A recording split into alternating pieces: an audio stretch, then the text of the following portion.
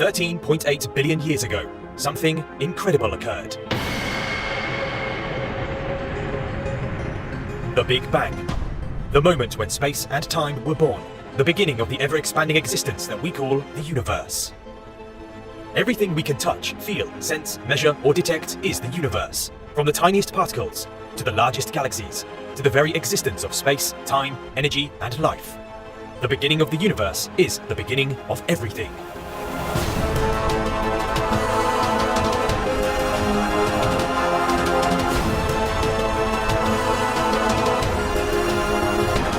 In a way, we are a small part of the universe attempting to understand itself as we peer out into the unknown and observe the wonders that it has to offer.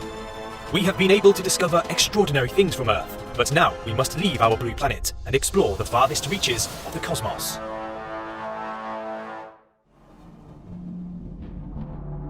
Our journey begins at home, the Earth, a world unlike any other, the only place in the known universe confirmed to host life. Millions upon millions of different species exist upon its dynamic surface, but none have changed its landscape like human beings. From this view, human activity is easy to see. Our buildings, roads, and farming fields will likely be evidence of our existence for hundreds, if not thousands of years to come. But as we drift ever higher, everything that we are, everything that we have created, begins to blur. From up here, it would be difficult to see that we ever existed at all.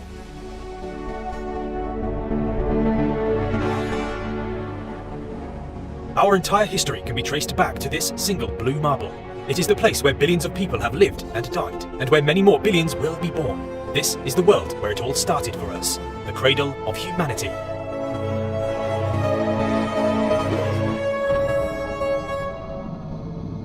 But now we must leave all of this behind and travel further than any human being has ever traveled before.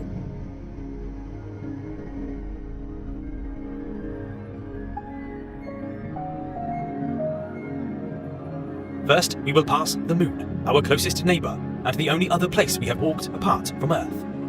Then we will cross the orbits of the planets as we head towards the emptiness that is interstellar space, the area in between the stars. Our magnificent star that warms our seas, stirs our atmosphere, and gives energy to the growing green plants that provide oxygen for life on Earth slowly becomes just one of billions. Many of the stars so familiar to us in our night sky can now be seen, unaffected by the Earth's atmosphere, like colourful bright pinpricks upon a black canvas. This is just a tiny corner of the Milky Way galaxy. Some of these stars have their own planets orbiting them, known as exoplanets, some of which may have the right conditions for life as we know it. But there is no time for us to stop and explore these alien worlds, because we still have a long way to go, and the Milky Way is unimaginably vast.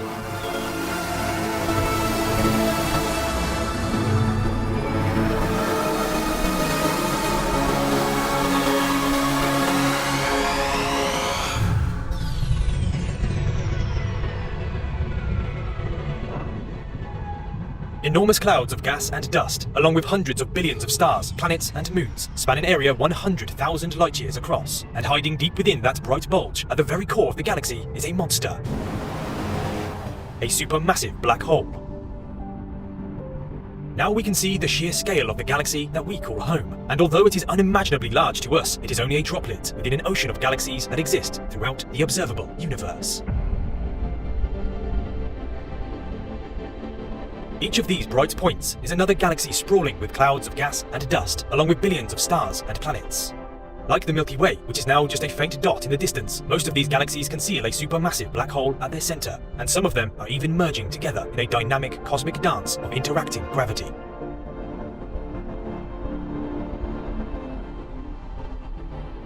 From this spectacular view, you will notice that the cosmos is not evenly populated. Instead, large empty voids can be seen in between dense clusters that are strung together in a magnificent cosmic web.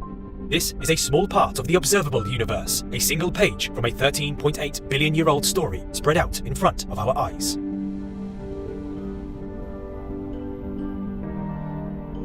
So where do we go from here? Will we find an edge to the universe? In order to answer that, we must travel billions of light years back to where our journey began.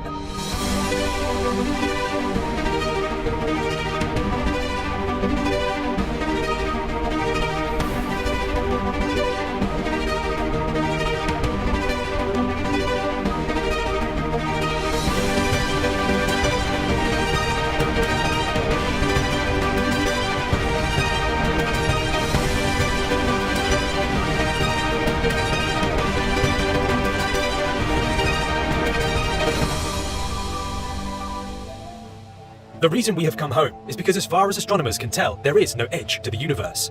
There is only an edge to the observable universe, which is everything we can see from Earth, an unimaginably large area spanning 93 billion light-years of ever-expanding space. What we have just explored can be seen using powerful telescopes from Earth because we are able to see the light from those objects. But light has a cosmic speed limit, and so beyond the edge of the observable universe is the place where light hasn't had enough time to reach us yet. When a distant galaxy millions of light years away is observed, you are seeing it as it was millions of years ago, not as it is today. So the farther away you look, the farther back in time you are able to see, until eventually you find the earliest light that occurred just a few 100,000 years after the Big Bang. Although not a physical edge, this is the edge of our observable universe. It is the afterglow of the Big Bang, called the cosmic microwave background. It is the farthest point in the cosmos we are able to see from Earth. But what we don't know is how much of the entire universe is our observable universe.